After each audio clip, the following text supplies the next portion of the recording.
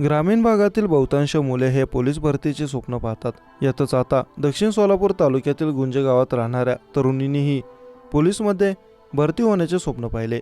तसेच आपले स्वप्न पूर्ण करण्यासाठी मागील 4 वर्षांपासून ही तरुणी दूध गोळा करून विक्री करण्याचं काम करत आहे.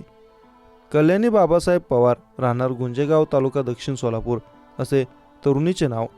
गेल्या 10 वर्षांपासून कल्याणीचे वडील गवळी व्यवसाय करत आहेत. तर कल्याणी गेल्या 4 वर्षांपासून वडिलांना दूध गोळा करून ते विक्री करण्यासाठी मदत करत आहे. कल्याणीच्या घरी 4 ते 5 म्हशी आहेत. दररोज कल्याणी 50 ते 60 लिटर दूध गोळा करून गावात विक्री करते. तसेच उरलेले दूध मोटरसायकलवर घेऊन सोलापूर शहरात विक्री करते. कल्याणी पवार या तरुणीला पोलीसमध्ये भरती व्हायचं आहे. यासाठी ती मागील 4 वर्षांपासून वडिलांसोबत दूध गोळा करून विक्री करण्याचं काम करते. कल्याणी पवार हिच्या घरची परिस्थिती हलाखीची आहे. त्यामुळे कल्याणी आपल्या वडिलांसोबत दूध संकलन करून विक्री करण्याचं काम करते. कल्याणी पवार ही तरुणी 12वीच्या परीक्षेत उत्तीर्ण झाली. दूध विक्री करत कल्याणी पवार पोलीस भरतीची तयारीही करत आहे. सकाळी लवकर उठून दूध गोळा करून ती विक्री करते. मग संध्याकाळी कल्याणी पोलीस भरतीची तयारी करते.